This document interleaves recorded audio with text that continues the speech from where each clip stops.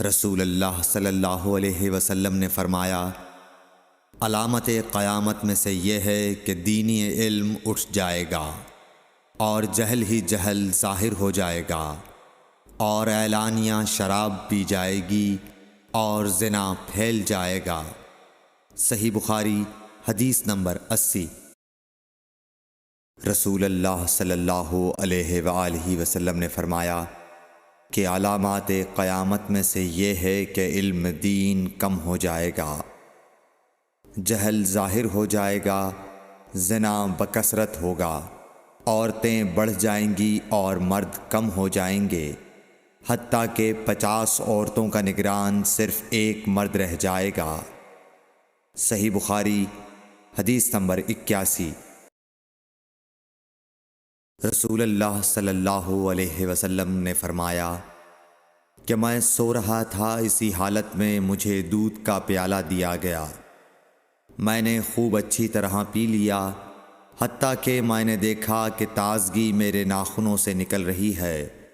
پھر میں نے اپنا بچا ہوا دودھ عمر بن الخطاب کو دے دیا۔ صحابہ رضی اللہ عنہم نے پوچھا، آپ نے اس کی کیا تعبیر لی؟ آپ صلی اللہ علیہ وسلم نے فرمایا، علم۔ صحیح بخاری حدیث نمبر 82۔ حجۃ الوداع میں رسول اللہ صلی اللہ علیہ وسلم لوگوں کے مسائل دریافت کرنے کی وجہ سے منا میں ٹھہر گئے تو ایک شخص آیا اور اس نے کہا کہ میں نے بے خبری میں ذبح کرنے سے پہلے سر منڈا لیا۔ آپ صلی اللہ علیہ وسلم نے فرمایا، اب ذبح کر لے اور کچھ حرج نہیں۔ پھر دوسرا آدمی آیا، اس نے کہا کہ میں نے بے خبری میں رمی کرنے سے پہلے قربانی کر لی۔ آپ صلی اللہ علیہ وآلہ وسلم نے فرمایا، اب رمی کر لے اور پہلے کر دینے سے کچھ حرج نہیں۔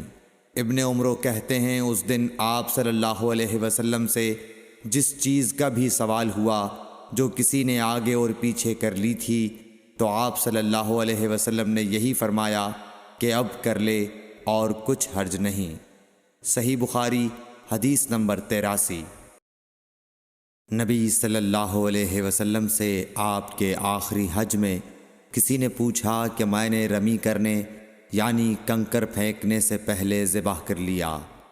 آپ صلی اللہ علیہ وسلم نے ہاتھ سے اشارہ کیا اور فرمایا، کچھ حرج نہیں۔ کسی نے کہا کہ میں نے ذبح سے پہلے حلق کر لیا۔ آپ صلی اللہ علیہ وسلم نے سر سے اشارہ فرما دیا کہ کچھ حرج نہیں۔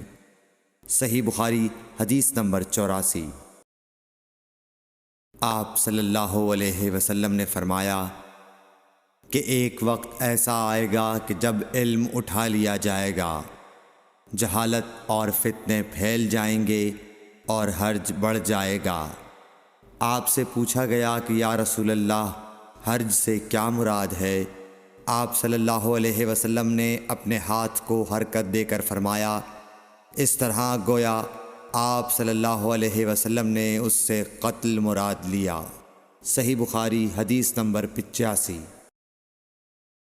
ہم سے موسیٰ بن اسماعیل نے بیان کیا، ان سے وہیب نے، ان سے حشام نے فاطمہ کے واسطے سے نقل کیا، وہ اسما سے روایت کرتی ہیں کہ میں عائشہ رضی اللہ تعالی عنہا کے پاس آئی، وہ نماز پڑھ رہی تھیں۔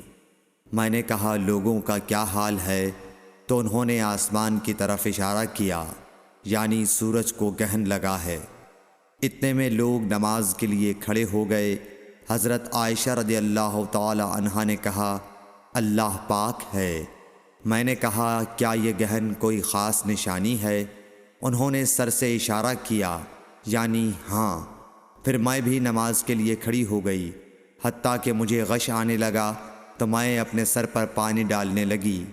پھر نماز کے بعد رسول اللہ صلی اللہ علیہ وسلم نے اللہ تعالیٰ کی تعریف کی اور اس کی صفت بیان فرمائی۔ پھر فرمایا، جو چیز مجھے پہلے دکھلائی نہیں گئی تھی، آج وہ سب اس جگہ میں نے دیکھ لی، یہاں تک کہ جنت اور دوزخ کو بھی دیکھ لیا۔ اور مجھ پر یہ وحی کی گئی کہ تم اپنی قبروں میں آزمائے جاؤ گے۔ مثل یا قرب کا کون سا لفظ؟ حضرت اسما نے فرمایا، میں نہیں جانتی۔ فاطمہ کہتی ہیں یعنی فتنہ دجال کی طرح آزمائے جاؤ گے۔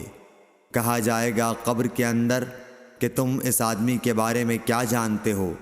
تو جو صاحب ایمان یا صاحب یقین ہوگا، کون سا لفظ فرمایا حضرت اسماء نے مجھے یاد نہیں، وہ کہے گا وہ محمد اللہ کے رسول صلی اللہ علیہ وسلم ہیں، جو ہمارے پاس اللہ کی ہدایت اور دلیلیں لے کر آئے تو ہم نے ان کو قبول کر لیا اور ان کی پیروی کی۔ وہ محمد صلی اللہ علیہ وسلم ہیں۔ 3 بار اسی طرح کہے گا، پھر اس سے کہہ دیا جائے گا کہ آرام سے سو جا، بے شک ہم نے جان لیا کہ تو محمد صلی اللہ علیہ وسلم پر یقین رکھتا تھا، اور بہرحال منافق یا شکی آدمی، میں نہیں جانتی کہ ان میں سے کون سا لفظ حضرت اسماء نے استعمال کیا۔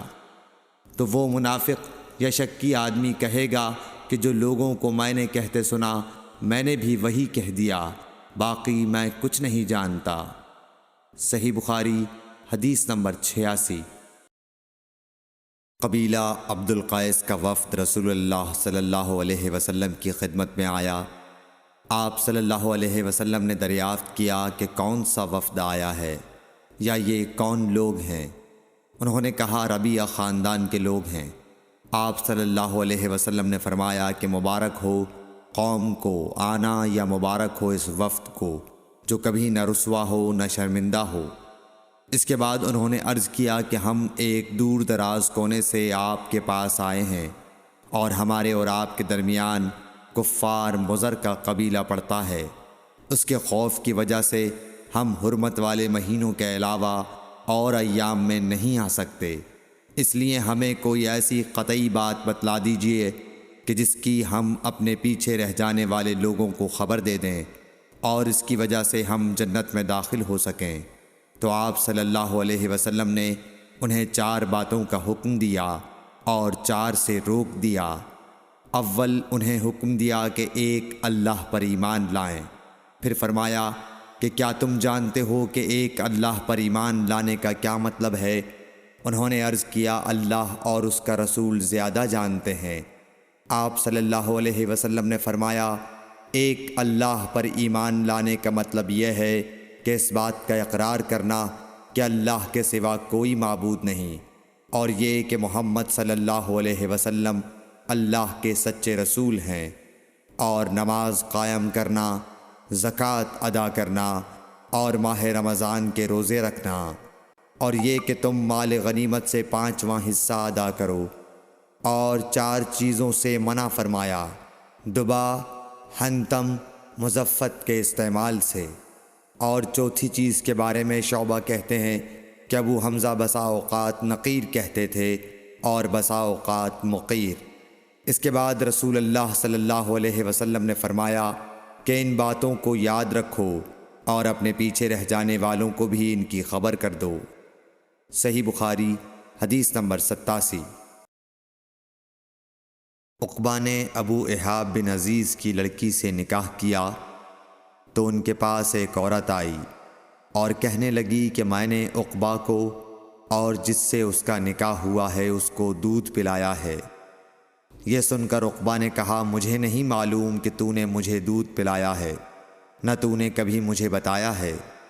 تب سوار ہو کر رسول اللہ صلی اللہ علیہ وسلم کی خدمت میں مدینہ منورہ حاضر ہوئے اور آپ سے اس کے متعلق دریافت کیا تو آپ صلی اللہ علیہ وسلم نے فرمایا کس طرح تم اس لڑکی سے رشتہ رکھو گے، حالانکہ اس کے متعلق یہ کہا گیا۔ تب عقبہ بن حارث نے اس لڑکی کو چھوڑ دیا اور اس نے دوسرا خاوند کر لیا۔ صحیح بخاری حدیث نمبر 88۔ حضرت عمر سے روایت ہے کہ میں اور میرا ایک انصاری پڑوسی دونوں اطراف مدینہ کے ایک گاؤں بنی امیہ بن زید میں رہتے تھے، جو مدینے کے پورب کی طرف بلند گاؤں میں سے ہے۔ ہم دونوں باری باری حضرت صلی اللہ علیہ وسلم کی خدمت شریف میں حاضر ہوا کرتے تھے۔ ایک دن وہ آتا، ایک دن میں آتا۔ جس دن میں آتا اس دن کی وحی کی اور رسول اللہ صلی اللہ علیہ وسلم کی فرمودہ دیگر باتوں کی اس کو خبر دے دیتا تھا، اور جب وہ آتا تو وہ بھی اسی طرح کرتا۔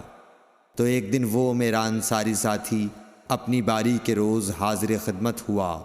جب واپس آیا تو اس نے میرا دروازہ بہت زور سے کھٹکھٹایا اور میرے بارے میں پوچھا، کیا عمر یہاں ہیں؟ میں گھبرا کر اس کے پاس آیا۔ وہ کہنے لگا کہ ایک بڑا معاملہ پیش آ گیا ہے، یعنی رسول اللہ صلی اللہ علیہ وسلم نے اپنی بیویوں کو طلاق دے دی ہے۔ پھر میں اپنی بیٹی حفصہ کے پاس گیا، وہ رو رہی تھی۔ میں نے پوچھا، کیا تمہیں رسول اللہ صلی اللہ علیہ وسلم نے طلاق دے دی ہے؟ وہ کہنے لگی، میں نہیں جانتی۔ پھر میں نبی کی خدمت میں حاضر ہوا۔ میں نے کھڑے کھڑے کہا کہ آپ نے اپنی بیویوں کو طلاق دے دی ہے؟